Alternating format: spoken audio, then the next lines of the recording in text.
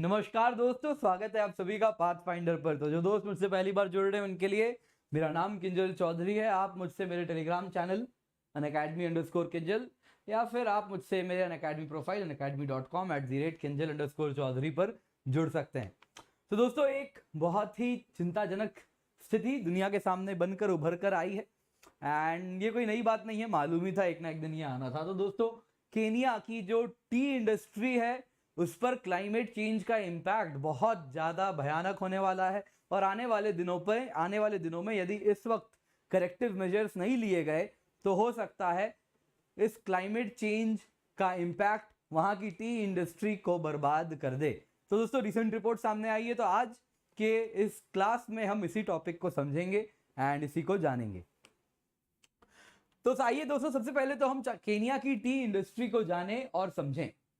तो दोस्तों, ऐसा आप देख सकते हैं स्क्रीन पर, Kenya third largest T producer है ग्लोबली। तो वर्ल्ड की बात अगर हम करें तो आप यहाँ पे देखिए, तो चाइना वर्ल्ड का 36% टी प्रोडक्शन में कंट्रीब्यूशन है, इंडिया का 23% है और केनिया का 8% है। और इसके साथ दोस्तों, Kenya third largest T producing country बनती है। अगर टी एक्सपोर्ट्स की बात करें तो Kenya fourth largest T exporter है, आप यहां पर देख सकते हैं।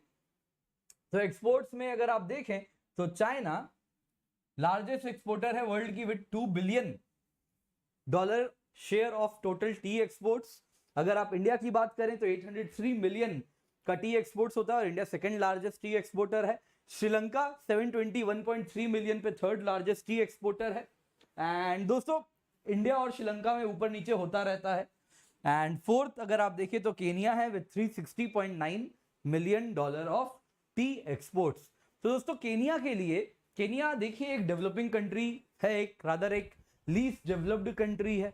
तो उनके लिए ये $360 मिलियन का जो वो टी एक्सपोर्ट कर रहे हैं, ये काफी बड़ा नंबर है उनके लिए। तो उनके लिए टॉप फॉरेन एक्सचेंज अर्नर्स में से एक है टी इंडस्ट्री। और इतना ही नहीं, सोचिए ये जो टी प्लांटेशंस हैं, ये जो चाय के बागान हैं, ये वहां की टूरिज्म इंडस्ट्री में भी बहुत बड़ा रोल है। तो टूरिस्ट जो आते हैं केनिया में एनिमल सफारी के लिए, वो कुछ दिन इस हिल स्टेशंस में, जो टी स्टेशन, ये जो चाय के बागान हैं, टी प्लांटेशन है, वहां भी कुछ दिन बिताते हैं। तो टी प्लांटेशन का रोल सिर्फ और सिर्फ टी एक्सपोर्ट्स में नहीं है बल्कि वहां के टूरिज्म में भी है।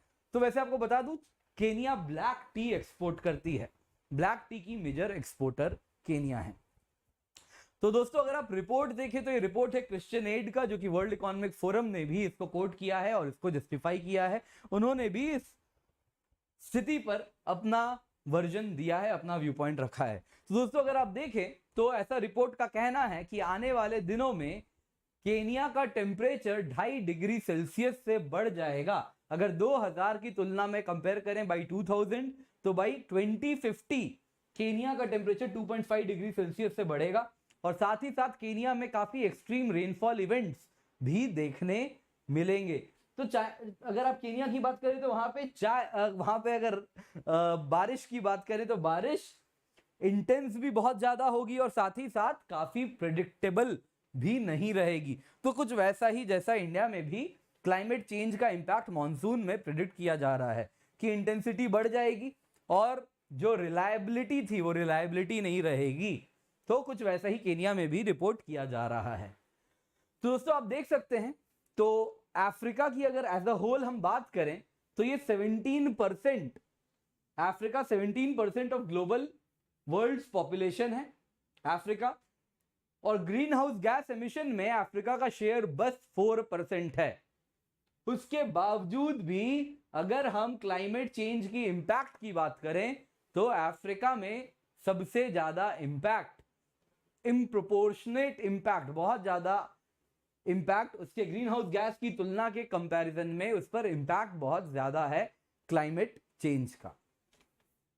तो दोस्तों, अब देखिए क्या इस इंपैक्ट का प्रेडिक्शन है टी इंडस्ट्री में। तो क्लाइमेट चेंज से क्या क्या इंपैक्ट होने वाला है टी इंडस्ट्री में, आइए उसको देखते हैं।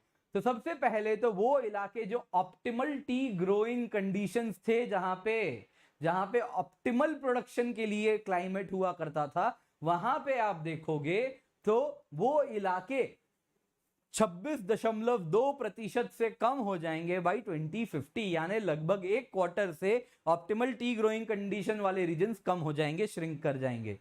वैसे ही वो इलाके जहां पे टी ग्रोइंग कंडीशंस मीडियम थे, तो वहां पर आप देखोगे तो वहां पे ये इलाके 40% से श्रिंक कर जाएंगे, कम हो जाएंगे।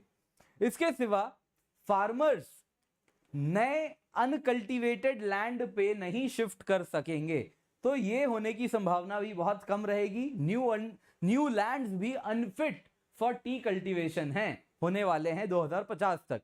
इसके सिवा दोस्तों आप अगर देखें तो जो केनिया की एवरेज टी ग्रोइंग एरियाज हैं वो लगभग 39% से डिक्लाइन कर जाएंगी बाई 2050।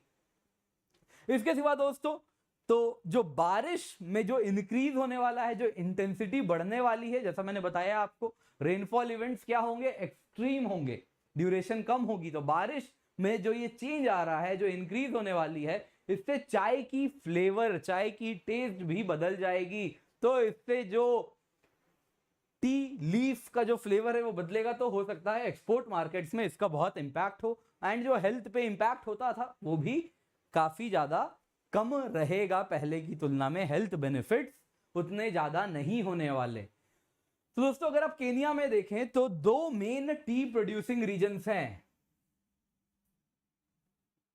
तो यहां पर आप देख सकते हैं, तो ये वाला एक रीजन आप देख रहे हैं, ये है माउंट एल्गॉन, तो इसके आसपास चाय बागान है। और दूसरा आप देखें यहां पे एबरडीयर रेंज देख रहे हैं आप, तो यहां पे मेबीर करके इलाका है यहां पे, तो ये भी एक मेजर टी प्रोड्यूसिंग रीजन है। तो ये दोनों major tea producing region by 2050 tea नहीं प्रोड्यूस कर पाएंगे। तो ये कुछ इंपैक्ट एस्टिमेट किया जा रहा है क्लाइमेट चेंज का चाय बागान पे। तो दोस्तों उसी रिपोर्ट में और भी कुछ चीजें हाईलाइट की गई हैं। करेक्टिव मेजर्स क्या करें, तो देखिए कॉमन सेंस है, जो हर जगह वही होता है। क्या कर सकते हैं भैया, एमिशंस कम कर दें, मिटिगेशन एफर्ट करें। मिटिगेशन के साथ दूसरा क्या आता है, एडेप्टेशन। तो केनिया को भी बोले भैया एडेप्टेशन करो, तो क्या करो, तो जो क्लाइमेट चेंज का इंपैक्ट हो रहा है उससे इंपैक्ट से अडेप्ट करो, उसके लिए कुछ नया इंफ्रास्ट्रक्चर बनाओ जिससे आप बेहतर अडेप्ट कर सको। क्लाइमेट फाइनेंसिंग की तरफ मूव करो, जिसके द्वारा फार्मर्स क्लाइमेट फाइनेंस करें और इसके इंपैक्ट से उभर पाएं। और साथ ही साथ ऐसा भी कह रहे हैं कि जो डेट, जो उधार दिया गया है उसको कैंसिल करें पुअर कंट्रीज के लिए, तो ही वो इस प्रकार के एडेप्टेशन एंड मिटिगेशन एफर्ट्स में खर्चा कर पाएंगे। अदरवाइज वो रिलक्टेंट होंगे एडेप्टेशन मिटिगेशन में पैसे खर्च करने के लिए। तो ऑलरेडी जो लोन्स है उनके, उसको माफ कर दीजिए, तो ऐसा कहा गया है। तो अभी दुनिया कितना करती है ये तो वक्त ही बताएगा। तो दोस्तों जब भी अनअकैडमी आए यूज द कोड KC10, क्योंकि इससे आपको सिर्फ 10% ऑफ नहीं मिलता है, बेस्ट मेंटरशिप मिलेगी, डायरेक्ट हैंड होल्डिंग मिलेगी। तो ये कोड आप अक्रॉस प्लेटफॉर्म अनअकैडमी में UPSC SSC CDS हर जगह इस्तेमाल कर सकते हैं। इसके सिवा दोस्तों आप आइकनिक प्लस दोनों प्रकार के कोर्सेज में अवेलेबल हैं, दोनों में एनरोल कर सकते हैं। इंडिया के बेस्ट एजुकेटर्स हमारे पास अवेलेबल है, तो इस वक्त 4-in-1 ऑफर भी चल रहा है। एंड साथ साथ आपको बता दूं 26 मई तक ये एडिशनल ऑफर भी है जो कि अवेलेबल है, तो इसको आप इस्तेमाल करें।